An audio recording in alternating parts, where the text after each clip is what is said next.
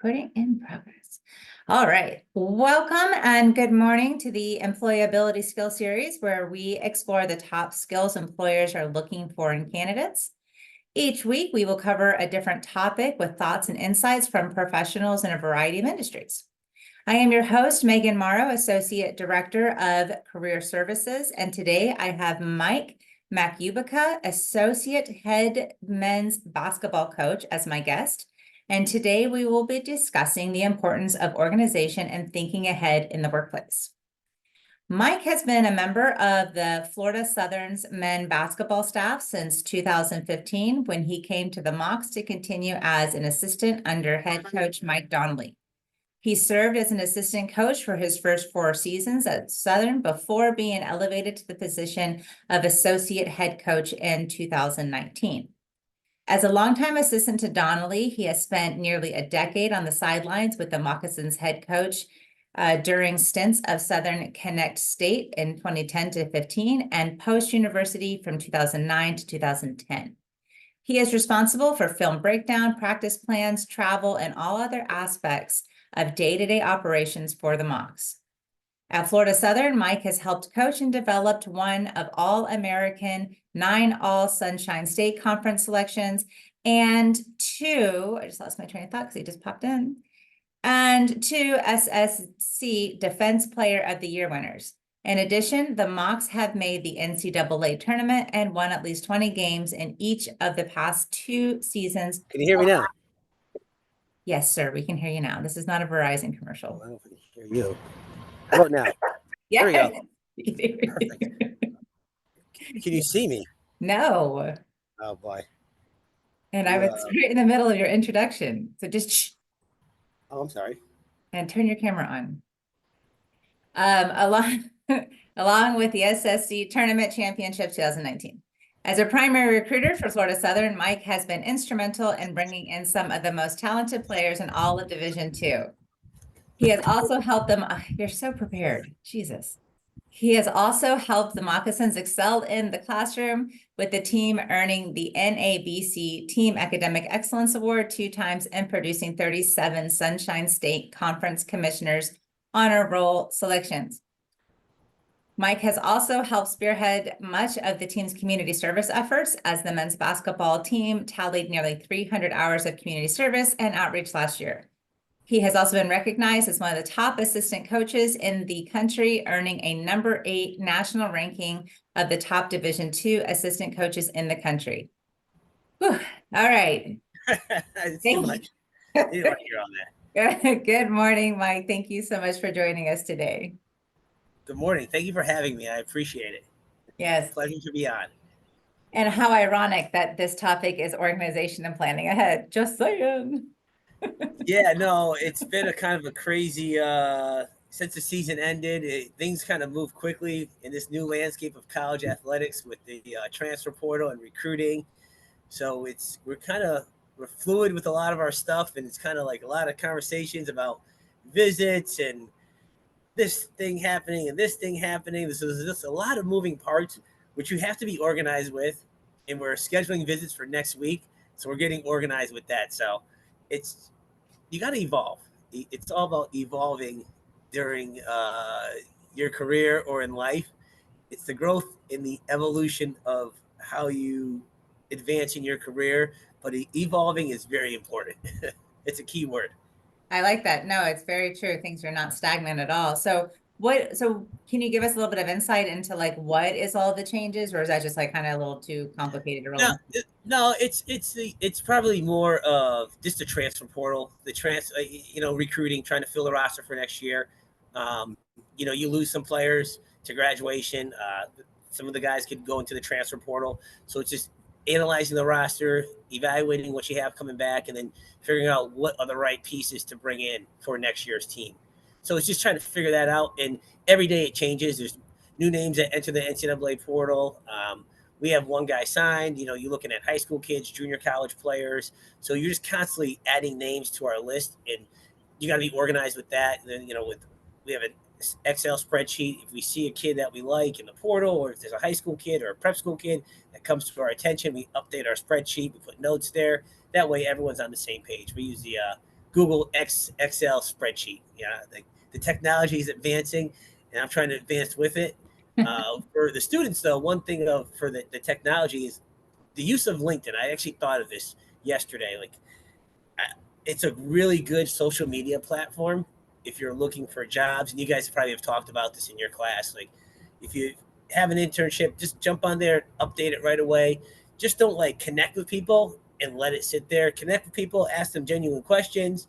I don't think you should go in necessarily if you're looking for a job, be like, hey, can you get me a job? But try to cultivate a relationship. But I think when you think about when you're building your resume as a student, you have a class and they say, all right, you have to do a resume. Then you sit, I don't know, a couple of days before, and you spend an hour working on your resume. When with LinkedIn, you can, as it's an ongoing fluid thing, like if you do a certain project, if you have an internship, if you have a summer job, add that because it'll create your own resume for you. So when you do have to do that project, it's already done. No, that's great. Because I know in my class they have to build a resume, and then it should be a working document and constantly evolving, as they gain more experiences, join different clubs, internships, everything like that, volunteer experience. I really like that. And LinkedIn is super important. I know we talk a lot about that in class as well, the connecting, but you make a really good point. Don't just connect and then just kind of like let it be done. You need to be active, reposting, commenting on posts, making your own posts so that you have a nice, robust profile. I like that you mentioned that. Absolutely, it's just like any other social media platform, like Facebook, Twitter, Snapchat. Like you're interacting with other people, but on LinkedIn, people don't think it's like, oh, let me just connect with this person. And I mean, people are connect. I mean, I get thousands of connections, not thousands. Like, I don't know, maybe 25 at a clip a week or something like that. But you're getting these connections, but there is the interaction. Like maybe if I know someone, if there's an acquaintance, and you're like, oh, hey, I met you here at this conference, or oh, I know so and so. Like, how you doing? And you just formulate a relationship that way, and you just never know what can come from it. Oh, very, very true. So that goes really nice with what our topic is, that whole thinking ahead and organizing, your career starts, from day one.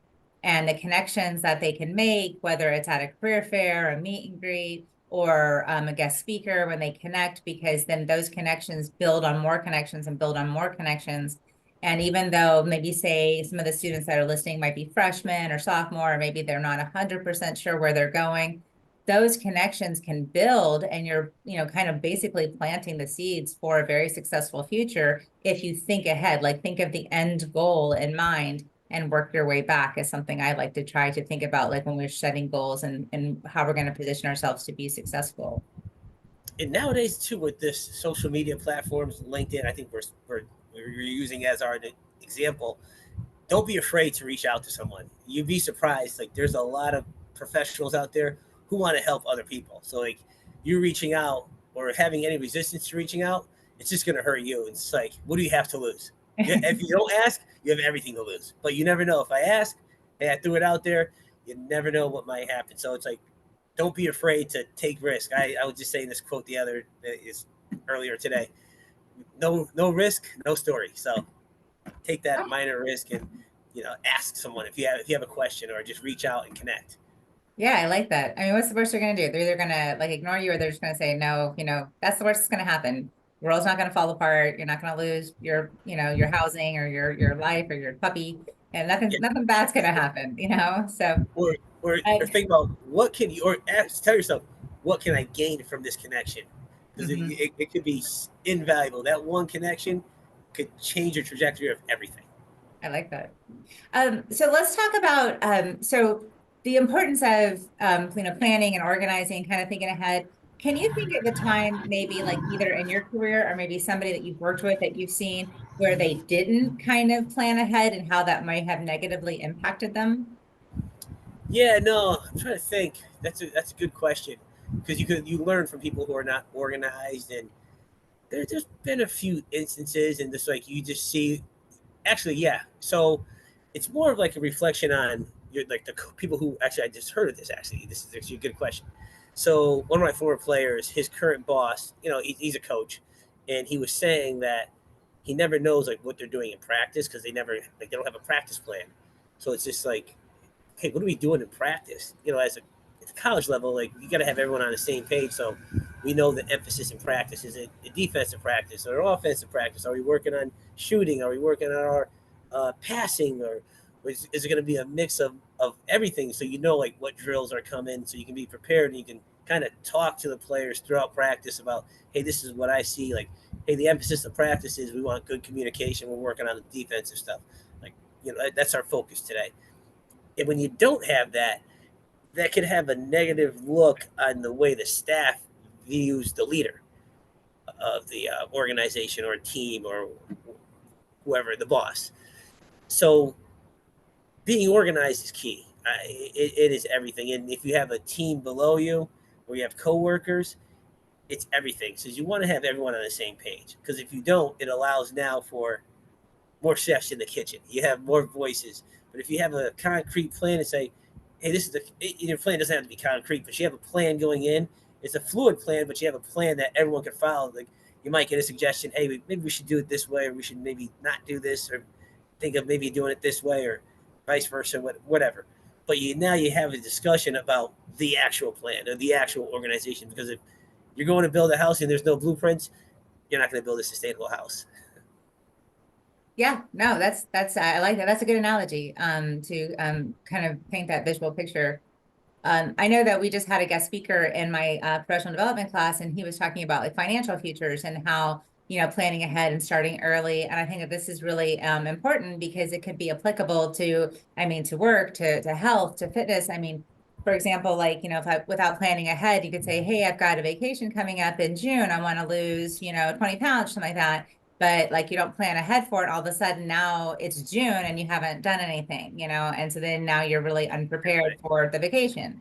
The same with finances, if we're not saving, if we're not thinking ahead at our ultimate goal, we're unprepared. We could end up in our 50s or 60s with no retirement, because we keep thinking we have time. And then you're not, like you said, even with like teams, when you're not on the same page, it's almost like it's like squirrels at a rave, like nobody's Nobody working together. you can't have that. You won't have success. You'll lose a lot of games. So you have to have a concrete plan. You got to have organization. You have to have communication. I do like that analogy with the fitness. When you're going into a fitness workout plan, or if you're, hey, 6 weeks from now, I want to be able to lift 300 pounds. Well, if you don't have a gradual increase, if you don't have a plan to do that, that's not going to happen. Yeah. It's not. And then with the financial piece, that's everything for the future graduates. I'm not sure what year everyone is, but as soon as you can start putting money away, talk to a financial advisor, whatever you can put away, it'll pay off in the long run. The sooner you can start, the better it is. You find a money market, and I'm not like an expert or a financial advisor, a Roth, but talk to someone. Talk to someone that you trust, and you'll see the returns. I started at a young age. When I first got my first job coaching, I was 25.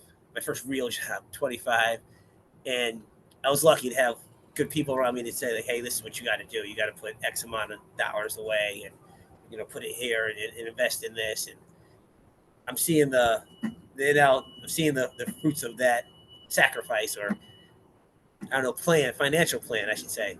It's going to pay off dividends on the back end of things. So I was lucky. I was very lucky and fortunate to have Yeah. good people around me.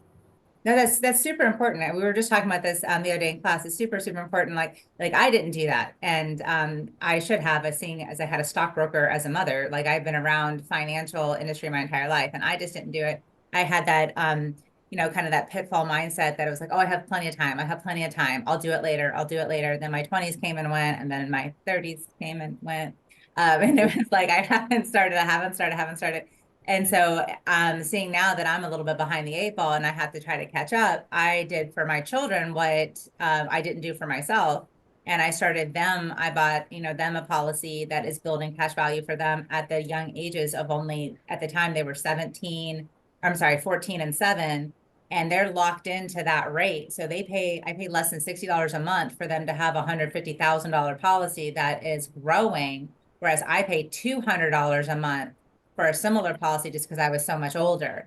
And so that is where that can get you. That's that without planning, without organizing, without thinking ahead, those are the kind of ramifications that you can expect.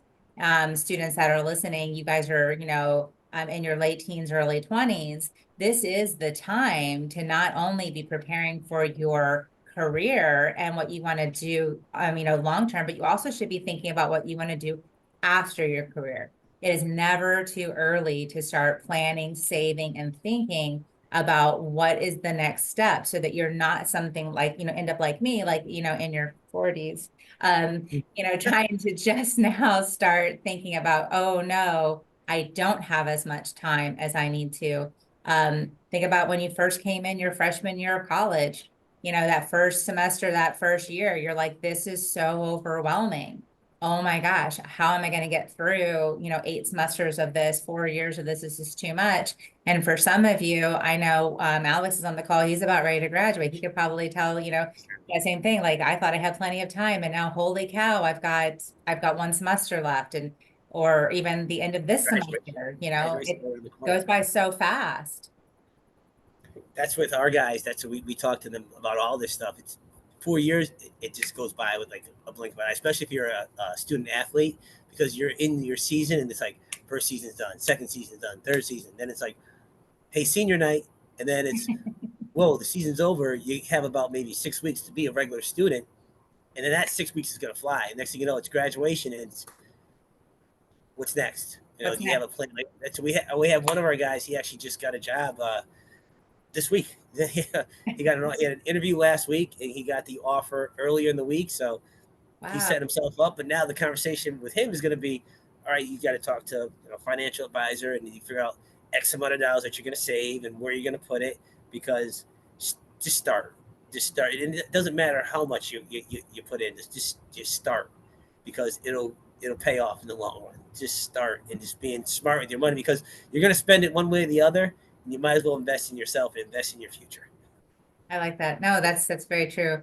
And the same with careers. I mean, you might be sitting here as a first year, second year, you don't have as much time as you think you do. Start going to the events that Career Services puts on and make those connections with your professors, get involved in clubs and organizations to help propel yourself forward so that when you are coming up to graduation, just like your athlete that you're just talking about, that you have a job before you graduate. You have that lined up, and then therefore, your senior year could be, a lot less stressful. You're not scrambling. And then, because that's when time really starts to fly, when you're up against, the deadline. And you're like, I don't have my ducks in a row. There's squirrels in the red array. That kind of thing. So planning ahead is really going to, like, I think of it this way, like front loading, like do as much work as you can in the beginning, add as much as you can, so that on the tail end, when you're starting to come to the end of this part of your journey, it's not chaos and stress and storm and panicking. It's just like riding that next wave as it goes into the next part of your journey, which will be your career. And then from there, you might be planning a family or might not, then maybe it's vacations or buying a boat or a cabin, or I just lost all my light. Oh, oh boy. Gotta love motion lights. So what else can you share with us, Mike? I Like, would say, what kind I of would tips say, do you have? I would say what also is important is listening. I mean, it goes back to, if you can go to like a speaker on campus, take advantage of those resources. And we're in a really great area of Florida where you have Lakeland, you have Tampa, you have Orlando. Now, sometimes you might have to pay a cost, but it's also, that's, see, that cost is an investment into your future. If you want to be into the sports industry, or if you want to get into finances or medical field, if there's someone talking about it somewhere, just go, because you just don't know what type of nugget you might pick up or who you might meet. Invest in yourself and listen to your parents at the end. Like, I know you might graduate, Alex, you might be like, I got it all figured out. My parents don't know anything. Like, your parents know a thing or two. They do. Listen to them. I highly recommend that listen to their advice, because they have your best interest at hand.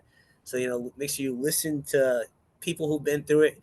Read books, documentaries. I mean, that's a great source. You just might not know what you might pick up from a book. You might be reading a certain chapter and it might just like resonate and open your eyes up to something, anything. It could be fitness, it could be management, it could be business. I read a lot of books on, excuse me, on success and autobiographies. You just don't know what you might pick up. So read, write. I mean, documentaries. I know there's a lot of good TV out there on Netflix and Amazon, but you're at an age where you kind of put that to the curb, and you live in a great area where you just, spend some time outside or take advantage of getting out and about and going to see a speaker, going to see a documentary, or meeting with a group of friends or your fellow students here on campus somewhere and just talking. We spend a lot of time on our phones and on social media, but spend more time in a group being like, hey, what are you thinking? What are you doing next year? Where are you going? You never know. Facebook was started probably by a discussion, so it's just getting together with certain people. You never know. You might meet the next Mark Zuckerberg, or the next Mark Zuckerberg might be on this call, or Elon Musk. Very true, very true. Yeah, no, this is a really good topic. I really like this because it's somebody who like I'm just kind of like naturally organized. Like it doesn't really, it's not a struggle for me. It's something that my kids kind of laugh at me for. Like my son will be like, "Hey, Ma, where's I don't know, the Febreze or something like that." And I'll be like, "Oh, it's in the hall closet on the second shelf. It's to the left. It's behind, the Lysol." And he'll be like, "Oh my God, how do you know that?" And I'm like, "I just do." So I'm very organized between my own full-time schedule, then my children. I have two boys. They're in sports, they have school, they're going, and I always know where everybody is. It's just a gift. It's just something that is one of my spiritual gifts. I lack in other things for sure, but this is definitely like my strong subject. And for those that maybe struggle with maybe organization, like I highly recommend planners. That's what I had back in college, but of course it was a long time ago. Now you have like Google Sheets and you have your cell phone for reminders and calendar, reminders. There's ways to get yourself to be organized so that you're not falling behind. You're not missing assignments. You're not missing deadlines. You're not like I've had students sign up for campus to career tours and they go, "Oh, I totally forgot all about it." That if you're somebody who forgets stuff, that's part of that organization piece that Mike and I are here talking about. It's super important that you make that a priority. Because when you start not showing up for things like, "Oh, it was just a field trip," or, "Oh, it was just a mock interview," but that is setting the tone for your professional future. And especially if you're doing things with employers, they remember that. That's super important that you don't say you'll be there and then you're not there. That's part of that organization piece. And then the thinking ahead piece is definitely like, what am I doing now that is setting me up for success in the future? So what other, like, do you have any like tips or any type of like advice you could give students about this as we kind of get towards the end of our call, Mike? So I'm the big systems guy. So you got to find the system that works right for you. Um, there's a million ways to skin a cat. With the team, with our organization, I like to use the Google spreadsheets. I like to use the Google Word documents. So if we're going on a road trip, we're just down at the NCAA tournament. We gave the guys an itinerary. Now, once you share that, that's a live document. So we told the guys it's going to be changing every day. Like we'll keep updating it and what we're going to be doing, when we're going to have meals. So it's like just go back to the Google Doc and just go check out the itinerary. So there's a lot of reasons. I said don't stay on your phone, but there's a lot of really useful tools with your phone. The Google Sheets, Google Documents, use that calendar. Everything's there. Like set alerts, set alarms for yourself. I would say the use of technology. That's just seeing the trends, seeing what's coming next. That's key. That is key. If you can utilize technology to your benefit, go for it. But you got to figure out what system works best for you, because we all organize differently. I think I'm a very organized person. It might drive some people nuts the way I'm organized, but it works for me. So and I figured that, hey, this system works for me. Everyone's okay with it. It works for the rest of the group that I work with. It works for my colleagues. So I'm running with it. No, that's important to understand. There's no one size fits all. Whatever works best for you. I know like when I was in college, I had an actual paper planner and I would write the assignments down. And I was like, I'm like a checklist person. I like to write everything I have to do that day. And then I can't like cross the day off, which is very, very satisfying for someone like me. I can't cross that whole day off until I cross everything off on my checklist. And then I get a really satisfactory kind of like check, and then I can move on to the next thing. That's what worked for me. That might be too cumbersome or too much for somebody else. So your phone is an excellent tool. Like Coach Mack was just saying, it's an excellent tool to set reminders, to take notes, to put things on your calendar. There's so much that, I mean, I probably use maybe 5% of my phone's capability because as Jovan can attest, I am just technologically behind the eight ball. Like I am just like, I need a tutorial for like everything because I just can't figure it out. My strengths lie elsewhere. But definitely this was a good topic. especially as we're winding down the last couple of weeks of the semester. Students, you've got projects coming up, you've got finals. If you're graduating, you have all of that as well. So make sure that you do have some sort of system that works for you, that speaks to the way that you live your life, whether it's a spreadsheet like Mike likes to use, or planner like I like to use. It's whatever is most convenient, because I also find if it's not convenient and not easy, we don't do it. It's just human beings. We're like, it's too complicated. We're not even going to try. Yeah, the last thing I'll add is make sure you organize time and plan time for yourself. Get out there and go for a walk. We're in a beautiful place here in Lakeland, Florida. We've got one of the best campuses in America. Get out on a walk, but utilize time for yourself to get out in Mother Nature and just kind of like take it all in. Sometimes the best organization for me is when I just go on a walk or I go on a run and I Mhm. could kind of think things through and I'm like, oh, aha, the light bulb goes on. I'm like, oh, I think we should do it this way. So being active and being out and about, being out in Mother Nature, it can pay dividends. Yeah, I like that. And taking that just kind of moment, maybe 5, 10 minutes every day to just shut everything out. I like to meditate. I'll listen to some meditative music, turn the lights off. It's just me. I'm not disturbed. And it just kind of helps to recenter. Take that time for yourself is really important. Thank you for bringing that point up. Very Well, well. thank you everybody for coming. Special thanks to Coach Mack for sharing your time with us. Uh, Thank you guys. this was a great topic. I enjoyed diving into this with you. And students, thank you so much for joining us. Again, if you need your attendance counted, there is a QR code on the screen you can scan, or you can click the link in the chat pod if you want it counted for Passport. Other than that, thank you so much for coming, everybody, and have a wonderful day and have a great weekend. Thanks again, Coach. Thank you guys and best of luck in your future. If you have any questions or need any help, feel free to reach out.